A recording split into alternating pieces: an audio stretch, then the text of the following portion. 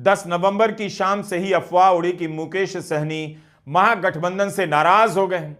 उनके समर्थक एनडीए के पक्ष में वोट दिला रहे हैं। पूरा तंत्र जुट गया इस अफवाह को खबर के रूप में जमीन तक पहुंचा देने में। इसके बाद मुकेश सहनी पूरी रात खंडन करने में जुटे रहे कि वे तो महागठबंधन के साथ हैं, बल्कि उप मुख्यमंत्री पद के घोषित उम्मीदवार हैं। जब तक तेजस्वी मुख्यमंत्री नहीं बनेंगे, मुकेश सहनी चैन से नहीं बैठने वाले। बिहार के अंदर दूसरे चुनाव का चरण कंप्लीट हो चुका है, लेकिन तस्वीर जिस तरह के सामने निकल के आ रही है उसने पूरी तरीके से होश उड़ा दिए हैं। 14 नवंबर को आखिर क्या होने जा रहा है? क्या वाकई में मोदी जी का झोला बिहार के अंदर से उठने जा रहा है? और आखिर वो अकेला कौन सा शख्स है जिसने मोदी जी को धोखा दिया या मोदी जी का पूरा खेल पलट कर रख दिया? हमारे साथ वरिष्ठ पत्रकार मौजूद हैं रवीश कुमार, आप उनकी इस रिपोर्ट को देखिए। नमस्कार, मैं रवीश कुमार। बिहार में दूसरे चरण में बम्पर वोटिंग हुई है। मतदान की यह आंधी किसे उड़ाकर ले जा रही है, किसकी छत उड़ने वाली है और किसकी बचने वाली है। दूसरे चरण का बम्पर मतदान किसके लिए सुखद संदेश? नीचे नीचे फ्रिज में रख दे। तेजस्वी दावा करते रहे कि आंधी उनकी सरकार जदयू की तरफ से भी दावा किया गया कि उनकी सरकार बनने जा रही है। पहले चरण में बिहार में मतदान 64.66% ही हुआ, लेकिन दूसरे चरण में 5 बजे का जब आंकड़ा आया, उस समय तक 67.14% मतदान हो चुका था। दूसरे चरण में 3.7 करोड़ लोग वोट करने वाले थे। इनमें से अगर 2.5 करोड़ लोगों ने 5 बजे तक मतदान कर दिया तो यह शानदार नंबर है। बिहार में इस तरह से आंधी की तरह मतदान बहुत कम हुआ। दूसरे चरण में इतना ज्यादा मतदान क्यों हुआ और किसके लिए हुआ? क्या यह सरकार विरोधी लहर है या नीतीश सरकार के पक्ष में वोट डालने के लिए लोग इतनी बड़ी संख्या में निकल रहे हैं? अनुभव बताते हैं कि प्रो इनकम्बेंसी के मामले में इतनी आंधी कम बार देखी गई है। इतनी आंधी कई लोगों ने दावा किया है कि महागठबंधन के लिए वोटिंग हो रही है, लेकिन नीतीश के लिए दावा करने वाले भी कम नहीं। एग्जिट पोल की बात अभी मत कीजिए। एग्जिट पोल को लेकर कितना दिल जलाते रहेंगे। हर चुनाव में आप धोखा खाते हैं, हर चुनाव के बाद आप पहुंच जाते हैं देखने के लिए, लेकिन उससे कुछ निकलता नहीं है। आज दिन भर मतदान को लेकर सोशल मीडिया में तस्वीरों को पोस्ट किया जाता रहा। एक तरह से प्रतियोगिता चल पड़ी थी। कोई महिलाओं की लाइन वाली तस्वीरों को ट्वीट कर रहा था कि ये भीड़ नीतीश के लिए है, तो कोई पुरुषों की लाइन वाली तस्वीरें ट्वीट कर रहा था तेजस्वी के लिए है। इस चरण में इतना बम्पर मतदान हुआ है कि अटकलें लगाने वालों के होश उड़ गए और बहुत से लोगों को आसानी भी हो गई है कि इस भीड़ बम्पर मतदान के नाम पर, महिला वोटर के नाम पर नीतीश की बढ़त बता रहे हैं, तो पुरुषों के दम पर महागठबंधन की बढ़त का भी दावा किया जा रहा है। बीच बीच में प्रवासी मजदूरों और युवाओं के दम पर प्रशांत किशोर भी सीन में बने हुए हैं। दूसरे चरण में वोटिंग की इस रफ्तार को कैसे देखा जाए?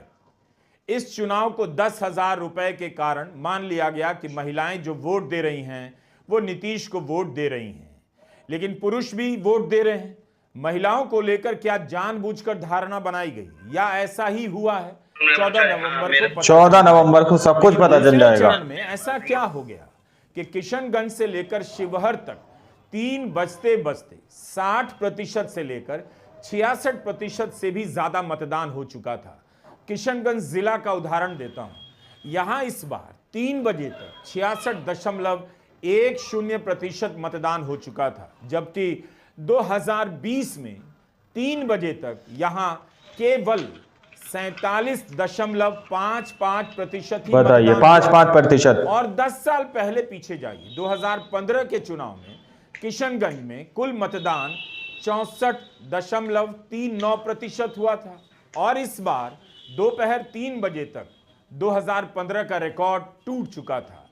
किशनगंज जिले में 4 सीटें हैं और किशनगंज 54 नंबर की सीट पर सबसे अधिक दोपहर 3 बजे तक 68.13% वोट गिर चुका था। 5 बजे का जब डेटा आया तब तक किशनगंज जिले का वोट प्रतिशत 76.26% पार कर गया था। 76% से भी ज्यादा। किशनगंज 54 नंबर की सीट पर 5 बजे तक 78% से अधिक मतदान हो चुका था। कटिहार जिले का उदाहरण लीजिए, 11 नवंबर को दोपहर 3 बजे तक यहां 63.80% मतदान हो चुका था, जबकि 2020 में कटिहार में 3 बजे तक 43.11% ही कटिहार जिले में 5 बजते बजते 75.23% मतदान हो गया। जमुई में 5 बजते बजते 67.81% मतदान हो गया।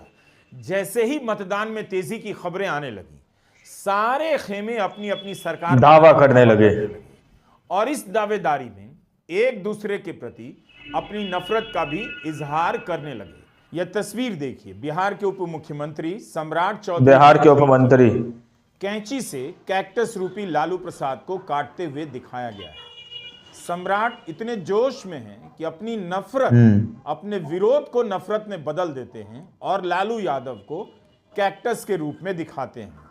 अपने ट्वीट में लिखते हैं, बिहार ने कर दिया सफाया, फिर नहीं लौट कर आप। क्या है? नीचे नीचे फ्रिज में रख दे। ट्वीट में सम्राट चौधरी ने एक और पोस्टर ला इधर दे। किया है जिसमें लालटेन पर चल नाम का पत्थर मारा जा रहा है और लिखा है, मतदान के पहले चरण में लालटेन हो गई भंगार, अब दूसरे चरण में होगा पूरा बंटा धार। आज दिन भर अफवाहों का भी बाजार चलता रहा।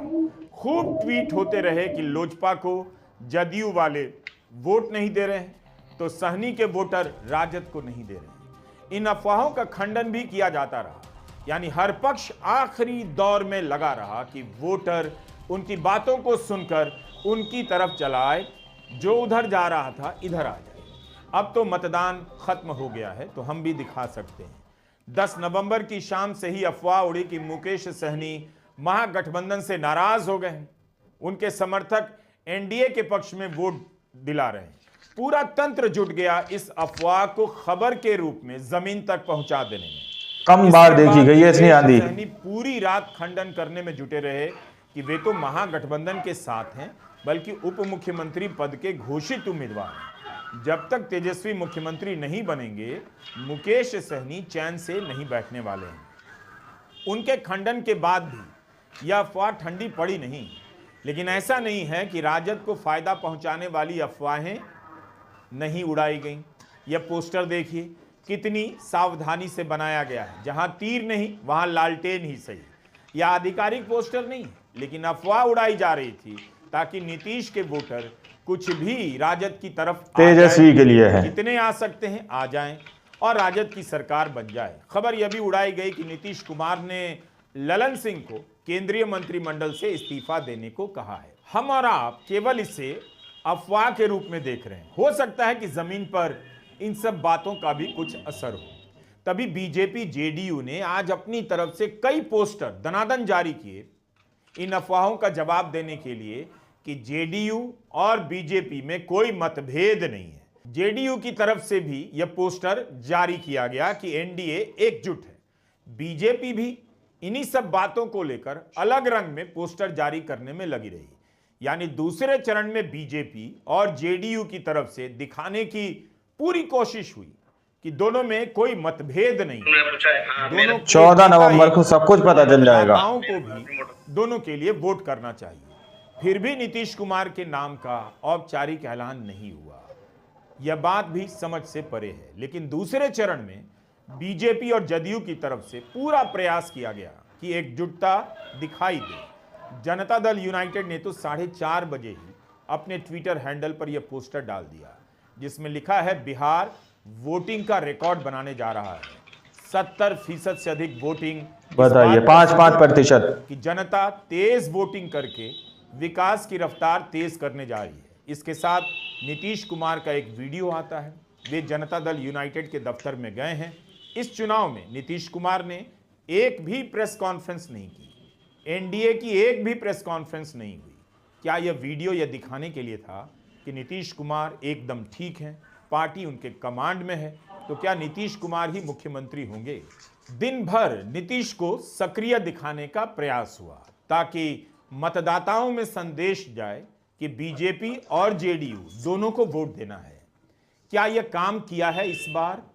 क्या यह बता रहा है कि पहले चरण में एनडीए को नुकसान हुआ है, दूसरे चरण में एनडीए ने इसकी भरपाई में पूरी ताकत लगा दी है? दोपहर 3 बजे तक शिवहर, पूर्वी चंपारण, पश्चिमी चंपारण में 61% से भी अधिक मतदान हो गया। 5 बजे का जब डेटा आया तो पूर्वी चंपारण में 69.31% ही हो चुका था। पश्चिमी चंपारण में 69% वोट पड़ चुका था। मोतिहारी में 70% से अधिक मतदान हुआ। यह इलाका बीजेपी का माना जाता है। यहीं से बीजेपी महागठबंधन को रोक देती है। यहां पर मतदान में तेजी को लेकर कहा जाने लगा, दावा करने लगे। पहली बार यह दावा किया गया, दावा कि महागठबंधन की बढ़त चंपारण में हो सकती है। 14 नवंबर को पता चलेगा।